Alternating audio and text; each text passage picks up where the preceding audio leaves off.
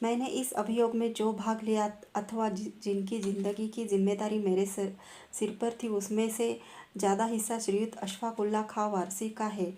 मैं अपनी कलम से उनके लिए भी अंतिम समय में 2 शब्द लिख देना अपना कर्तव्य समझता हूँ। मुझे भली भांति याद है, जबकि मैं बादशाही ऐलान के बाद शाहजहाँपुर आया था, तो तुमसे स्कूल में भेंट हुई थी। तुम्हारी मुझसे मिलने की बड़ी हार्दिक इच्छा थी। तुमने मुझसे मैनपुरी षड्यंत्र के संबंध में कुछ बातचीत करनी चाहिए थी। मैंने यह समझकर कि एक स्कूल का मुसलमान विद्यार्थी मुझसे इस प्रकार की बातचीत क्यों करता है, तुम्हारी बातों का उत्तर उपेक्षा की दृष्टि से दे दिया था। तुम्हें तुम्हें उस समय बड़ा खेद हुआ था। तुम्हारे मुख से हार्दिक भाव का प्रकाश हो रहा था। तुमने अपने इरादे को यूं ही नहीं छोड़ दिया, अपने निश्चय पर डटे रहे। जिस प्रकार हो सका कांग्रेस में बातचीत की। आप अपने इष्ट मित्रों द्वारा इस बात का विश्वास दिलाने की कोशिश की कि तुम बनावटी आदमी नहीं, तुम्हारे दिल में मुल्क की खिदमत करने को ख्वाहिश थी। अंत में तुम्हारी विजय हुई। तुम्हारी कोशिशों ने मेरे दिल में जगह पैदा कर ली। तुम्हारे बड़े भाई मेरे उर्दू मिडिल के सहपाठी तथा मित्र थे। यह जानकर मुझे बड़ी प्रसन्नता हुई। थोड़े दिनों में ही तुम मेरे छोटे भाई के समान हो गए थे, किंतु छोटे भाई बनकर तुम्हें संतोष न हुआ। तुम समानता का अधिकार चाहते थे। तुम मित्र की श्रेणी में अपनी गणना चाहते थे। वही हुआ, तुम सच्चे मित्र बन गए। सबको आश्चर्य था कि एक कट्टर आर्य समाजी और मुसलमान का मेल कैसा। मैं मुसलमानों की शुद्धि करता था, आर्य समाज मंदिर में मेरा निवास था, किंतु तुम इन बातों की किंचित मात्र चिंता न करते थे। मेरे कुछ साथी तुम्हें मुसलमान होने के कारण घृणा की दृष्टि से देखते थे, किंतु तुम अपने निश्चय में दृढ़ थे। मेरे पास आर्य समाज मंदिर में आते जाते थे। हिंदू मुस्लिम झगड़ा होने पर तुम्हारे मोहल्ले के सब कोई खुल्लम खुल्ला गालियाँ देते थे, काफिर के नाम से पुकारते थे, पर तुम कभी भी उनके विचारों से सहमत न हुए। सदैव हिंदू मुस्लिम ऐक्य के पक्षपाती रहे। तुम एक सच्चे मुसलमान तथा सच्चे स्वदेश भक्त थे। तुम्हें यदि जीवन में कोई विचार था तो यही कि मुसलमानों को खुदा अक्ल देता कि वे हिंदुओं के साथ मिलकर के हिंदुस्तान की भलाई करते। जब मैं हिंदी में कोई लेख या पुस्तक लिखता तो तुम सदैव सही अनुरोध करते कि उर्दू में क्यों नहीं लिखते, जो मुसलमान भी पढ़ सके। तुमने स्वदेश भक्ति के भावों को भली भांति समझने के लिए हिंदी का अच्छा अध्ययन किया। अपने घर पर जब माताजी तथा भ्राताजी से बातचीत करते थे तो तुम्हारे मुंह से हिंदी शब्द निकल जाते थे, जिससे सबको बड़ा आश्चर्य होता था। तुम्हारी इस प्रकार की प्रवृत्ति को देखकर बहुतों को संदेह होता था कि कहीं इस्लाम धर्म त्याग कर शुद्धि न करा लो, पर तुम्हारा हृदय तो किसी प्रकार अशुद्ध न था। फिर तुम शुद्धि किस वस्तु की कराते। तुम्हारी इस प्रकार की प्रगति ने मेरे हृदय पर पूर्ण विजय पा ली। बहुधा मित्र मंडली में बात छिड़ती कि कहीं मुसलमान पर विश्वास करके धोखा न खाना। तुम्हारी जीत हुई तो मुझ में तुम में कोई भेद न था। बहुधा मैंने तुमने एक थाली में भोजन किया, मेरे हृदय से वह विचार ही जाता रहा कि हिंदू मुसलमान में कोई भेद है। तुम मुझ पर अटल विश्वास तथा अगाध प्रीति रखते थे। हाँ, तुम मेरा नाम लेकर पुकार नहीं सकते थे, तुम तो सदैव राम कहा करते थे। एक समय जब तुम्हारे हृदय कंप को दोहरा हुआ, तुम अचेत थे, तुम्हारे मुंह से बारंबार राम हाय राम शब्द निकल रहे थे।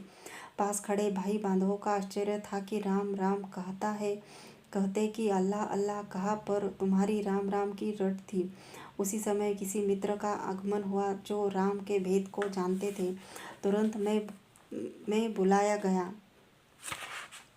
मुझसे मिलने पर तुम्हें शांति हुई। तब सब लोग राम राम के भेद को समझे। अंत में इस प्रेम प्रीति तथा मित्रता का परिणाम क्या हुआ। मेरे विचारों के रंग में तुम भी रंग गए, तुम भी कट्टर क्रांतिकारी बन गए। अब तो तुम्हारा दिन रात प्रयत्न यही था कि किस प्रकार हो मुसलमान नवयुवकों में भी क्रांतिकारी भावों का प्रवेश हो, वे भी क्रांतिकारी आंदोलन में योग दे। जितने तुम्हारे बंधु तथा मित्र थे तब सब पर तुमने अपने विचारों का प्रभाव डालने का प्रयत्न किया। बहुधा क्रांतिकारी सदस्यों को भी बड़ा आश्चर्य होता कि मैंने कैसे एक मुसलमान को क्रांतिकारी दल का प्रतिष्ठित सदस्य बना लिया। मेरे साथ तुमने जो कार्य किए वे सराहनीय है। तुमने कभी भी मेरी आज्ञा की अवहेलना न की। एक आज्ञाकारी भक्त के समान मेरी आज्ञा पालन में तत्पर रहते थे। तुम्हारा हृदय बड़ा विशाल था, तुम्हारे भाव बड़े उच्च थे। मुझे यदि शांति है तो यही कि तुमने संसार में मेरा मुख उज्जवल कर दिया। भारत के इतिहास में यह घटना भी उल्लेखनीय हो गई कि अशफाक उल्लाह ने क्रांतिकारी आंदोलन में योग दिया। अपने भाई बंधु तथा संबंधियों के समझाने पर कुछ भी ध्यान न दिया। गिरफ्तार हो जाने पर भी आपने अपने विचारों में दृढ़ रहे। जैसे तुम शारीरिक बलशाली थे, वैसे ही मानसिक वीर तथा आत्मा से उच्च सिद्ध हुए। इन सबके परिणाम स्वरूप अदालत में तुमको मेरा सहकारी लेफ्टिनेंट ठहराया गया और जज ने मुकदमे का फैसला लिखते समय तुम्हारे गले में जयमाला, फांसी की रस्सी पहना दी। प्यारे भाई, तुम्हें यह समझकर संतोष होगा कि जिसने अपने माता पिता की धन संपत्ति को देश सेवा में अर्पण करके उन्हें भिखारी बना दिया, जिसने अपने सहोदर के भावी भाग्य को भी देश सेवा की भेंट कर दिया, जिसने अपना तन मन धन सर्वस्व मातृ सेवा में अर्पण करके अपना अंतिम बलिदान भी दे दिया, उसने अपने प्रिय सखा अशफाक को भी उसी मातृभूमि की भेंट चढ़ा दिया। असगर हरीम, इश्क में हस्ती ही जुर्म है, रखना कभी न पाओ यहाँ सर लिए हुए। फांसी की कोठरी। अंतिम समय निकट है। 2 फांसी की सजाएं सिर पर झूल रही है। पुलिस को साधारण जीवन में और समाचार पत्रों तथा पत्रिकाओं में खूब जी भर के कोसा है। खुली अदालत में जज साहब, खुफिया पुलिस के अफसर, मजिस्ट्रेट, सरकारी वकील तथा सरकार को खूब आड़े हाथों लिया है। हरेक के दिल में मेरी बातें चुभ रही है। कोई दोस्त, आशना अथवा यार, मददगार नहीं जिसका सहारा हो। एक परम पिता परमात्मा की याद है। गीता पाठ करते हुए संतोष है कि जो कुछ किया सो तय किया, मैं कुछ किन्हा नहीं। जहाँ कहीं कुछ मैं किया, तुम ही थे मुझ में माही। ब्रह्मण्याध्यान कर्माणि संग त्यक्त्वा करोति यः लिप्यते न स पापेभ्यः पद्मपत्रमिवाभ्यंसा।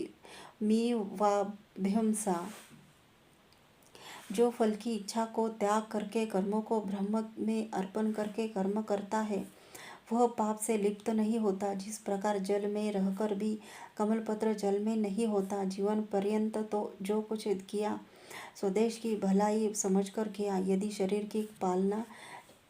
की पालना की तो इसी विचार से कि सदृढ़ शरीर से भले प्रकार स्वदेशी सेवा हो सके। बड़े प्रयत्न से यह शुभ दिन प्राप्त हुआ। संयुक्त प्रांत में इस तुच्छ शरीर का ही सौभाग्य होगा जो सन 1857 के गदर की घटनाओं के पश्चात क्रांतिकारी आंदोलन के संबंध में इस प्रांत के निवासी का पहला बलिदान मातृवेदी पर होगा। सरकार की इच्छा है कि मुझे घोट घोट कर मारे। इसी कारण इस गर्मी की ऋतु में 3.5 महीने बाद अपील की तारीख नियत की गई। 3.5 महीने तक फांसी की कोठरी में भूंजा गया। यह कोठरी पक्षी के पिंजरे से भी खराब है। गोरखपुर जेल की फांसी की कोठरी मैदान में बनी है। किसी प्रकार की छाया निकट नहीं। प्रातःकाल 8 बजे से रात्रि के 8 बजे तक सूर्य देवता की कृपा से तथा चारों ओर रेतीली जमीन होने से अग्निवर्षण होता रहता है। 9 फीट लंबी तथा 9 फीट चौड़ी कोठरी में केवल 6 फीट लंबा और 2 फीट चौड़ा द्वार है। पीछे की ओर जमीन के 8 या 9 फीट की ऊंचाई पर 1-2 फीट लंबी 1 फुट चौड़ी खिड़की है। इसी कोठरी में भोजन, स्नान, मल मूत्र त्याग तथा शयनादि होता है। मच्छर अपनी मधुर ध्वनि रात भर सुनाया करते हैं। बड़े प्रयत्न से रात्रि में 3 या 4 घंटे निद्रा आती है। किसी किसी दिन 1-2 घंटे ही सोकर निर्वाह करना पड़ता है। मिट्टी के पात्रों में भोजन दिया जाता है। ओढ़ने बिछाने के 2 कंबल मिले हैं। बड़े त्याग की जीवन है। साधना के सब साधन एकत्रित है। प्रत्येक क्षण शिक्षा दे रहा है। अंतिम समय के लिए तैयार हो जाओ, परमात्मा का भजन करो। मुझे तो इस कोठरी में बड़ा आनंद आ रहा है। मेरी इच्छा थी कि किसी साधु की गुफा पर कुछ दिन निवास करके योगाभ्यास किया जाता। अंतिम समय वह इच्छा भी पूर्ण हो गई। साधु की गुफा न मिली तो क्या, साधना की गुफा तो मिल गई। इसी कोठरी में यह सुयोग प्राप्त हो गया कि अपनी कुछ अंतिम बात लिखकर देशवासियों को अर्पण कर दूं। संभव है कि मेरे जीवन के अध्ययन से किसी आत्मा का भला हो जाए। बड़ी कठिनता से यह शुभ अवसर प्राप्त हुआ। महसूस हो रहे हैं बादे फना के झोंके खुलने लगे हैं मुझ पर। असरार जिंदगी के बारे अलम उठाया, रंगे निशांत देखा। आए नहीं है यूं ही अंदाज बेहिसी के वफा पर। दिल को सबके जान को नजरे जफा कर दे। मोहब्बत में यह लाजिम है कि जो कुछ हो फिदा कर दे। अब तो यही इच्छा है, बहे बहरे फना में जल्द या रब लाश बिस्मिल की भूखी मछलियां है जोहरे शमशीर कातिल की। समझकर फूंकना इसकी जरा ए दागे नाकामी। बहुत से घर भी है आबाद इस उजड़े हुए दिल से। परिणाम 11 वर्ष पर्यंत यथाशक्ति प्राणपण चेष्टा करने पर भी हम अपने उद्देश्य में कहाँ तक सफल हुए, क्या लाभ हुआ, इसका विचार करने से कुछ अधिक प्रयोजन सिद्ध न होगा, क्योंकि हमने लाभ हानि अथवा जय पराजय के विचार से क्रांतिकारी दल में योग नहीं दिया था। हमने जो कुछ किया वह अपना कर्तव्य समझकर किया। कर्तव्य निर्णय में हमने कहाँ तक बुद्धिमत्ता से काम लिया, इसका विवेचन करना उचित जान पड़ता है। राजनैतिक दृष्टि से हमारे कार्यों का इतना ही मूल्य है कि कतिपय होनहार नवयुवकों के जीवन को कष्टमय बनाकर नीरस कर दिया और उन्हीं में से कुछ ने व्यर्थ में जान गंवाई, कुछ धन भी खर्च किया। हिंदू शास्त्र के अनुसार किसी की अकाल मृत्यु नहीं होती। जिसका जिस विधि से जो काल होता है वह उसी विधि समय पर ही प्राण त्याग करता है। केवल निमित्त मात्र कारण उपस्थित हो जाते हैं। लाखों भारतवासी महामारी, हैजा, ताउन इत्यादि अनेक प्रकार के रोगों से मर जाते हैं। करोड़ों दुर्भिक्ष में अन्न बिना प्राण त्यागते हैं, तो उसका उत्तरदायित्व किस पर है। रह गया धन का व्यय, सो इतना धन तो भले आदमियों के विवाहोत्सवों में व्यय हो जाता है। गण्यमान्य व्यक्तियों की तो केवल विलासिता की सामग्री का मासिक व्यय इतना होगा जितना कि हमने एक षड्यंत्र के निर्माण में व्यय किया। हम लोगों को डाकू बताकर फांसी और काले पानी की सजाएं दी गई है, किंतु हम समझते हैं कि वकील और डॉक्टर हमसे कहीं बड़े डाकू हैं। वकील डॉक्टर दिन दहाड़े बड़े बड़े तालुकेदारों की जायदादें लूटकर खा गए। वकीलों के चाटे हुए अवध के तालुकेदारों को ढूंढे रास्ता भी दिखाई नहीं देता और वकीलों की ऊंची अट्टालिकाएं उन पर खिलखिलाकर हंस रही है। इसी प्रकार लखनऊ में डॉक्टरों के भी ऊंचे ऊंचे महल बन गए, किंतु राज्य में दिन के डाकुओं की प्रतिष्ठा है। अन्यथा रात के साधारण डाकुओं और दिन के इन डाकुओं, वकीलों तथा डॉक्टरों में कोई भेद नहीं। दोनों अपने अपने मतलब के लिए बुद्धि की कुशलता से प्रजा का धन लूटते हैं। ऐतिहासिक दृष्टि से हम लोगों के कार्य का बहुत बड़ा मूल्य है। जिस प्रकार भी हो, यह भी मानना ही पड़ेगा कि गिरी हुई अवस्था में भी भारतवासी युवकों के हृदय में स्वाधीन होने के भाव विराजमान है। वे स्वतंत्र होने की यथाशक्ति चेष्टा भी करते हैं। यदि परिस्थितियां अनुकूल होती तो यही इन्हें गिने नवयुवक अपने प्रयत्नों से संसार को चकित कर देते। उस समय भारतवासियों को फ्रांसीसियों की भांति कहने का सौभाग्य प्राप्त होता, जो कि उस जाति को नवयुवकों ने फ्रांसीसी प्रजातंत्र की स्थापना करते हुए कहा था, स्वाधीनता का जो स्मारक निर्माण किया गया है वह अत्याचारियों के लिए शिक्षा का कार्य करे और अत्याचार पीड़ितों के लिए उदाहरण बने। गाजी मुस्तफ़ा कमाल पाशा जिस समय तुर्की से भागे थे उस समय केवल 21 युवक आपके साथ थे। कोई साजो सामान न था। मौत का वारंट पीछे पीछे घूम रहा था, पर समय ने ऐसा पलट खाया कि उसी कमाल ने अपने कमाल से संसार को आश्चर्यान्वित कर दिया। वही कातिल कमाल पाशा टर्की का भाग्य निर्माता बन गया। महामना लेनिन को एक दिन शराब के पीपों में चिपकर भागना पड़ा था, नहीं तो मृत्यु में कुछ देर न थी। वही महात्मा लेनिन रूस के भाग्य विधाता बने। श्री शिवाजी डाकू और लुटेरे समझे जाते थे, पर समय आया जबकि हिंदू जाति ने उन्हें अपना सिरमौर बना गौ ब्राह्मण रक्षक छत्रपति शिवाजी बना दिया। भारत सरकार को भी अपने स्वार्थ के लिए छत्रपति के स्मारक निर्माण कराने पड़े। क्लाइव एक उद्दंड विद्यार्थी था जो अपने जीवन से निराश हो चुका था। समय के फेर ने उसी उद्दंड विद्यार्थी को अंग्रेजी जाति का राज्य स्थापन करता लॉर्ड क्लाइव बना दिया। श्री सुनायत सेन चीन के अराजकवादी पलातक भागे हुए थे। समय ने ही उसी पलातक को चीनी प्रजातंत्र का सभापति बना दिया। सफलता ही मनुष्य के भाग्य का निर्माण करती है। असफलता होने पर उसी को बर्बर, डाकू, अराजक, राजद्रोही तथा हत्यारे के नामों से विभूषित किया जाता है।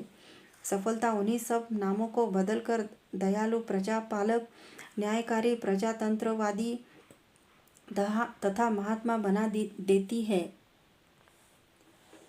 भारतवर्ष के इतिहास में हमारे प्रयत्नों का उल्लेख करना ही पड़ेगा, किंतु इसमें भी कोई संदेह नहीं है कि भारतवर्ष की राजनीतिक, धार्मिक तथा सामाजिक किसी प्रकार की परिस्थिति इस समय क्रांतिकारी आंदोलन के पक्ष में नहीं है।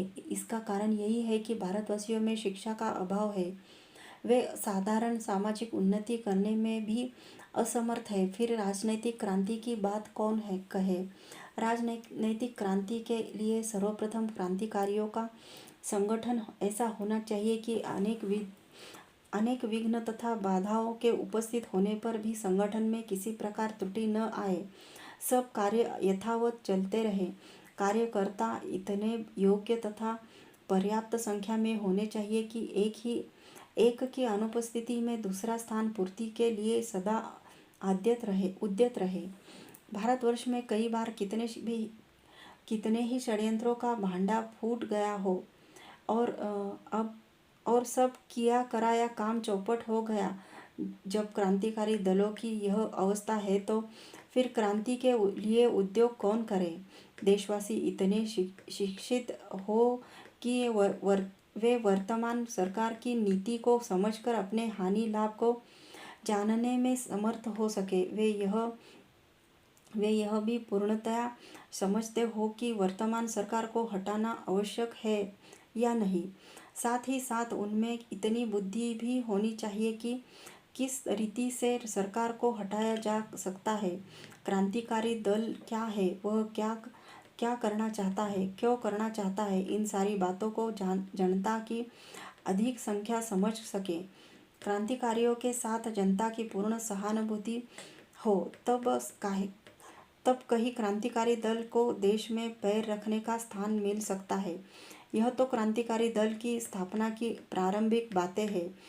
रह गई क्रांति सो वह तो बहुत दूर की बात है। क्रांति का नाम ही बड़ा भयंकर है। प्रत्येक प्रकार की क्रांति विपक्षियों को भयभीत कर देती है।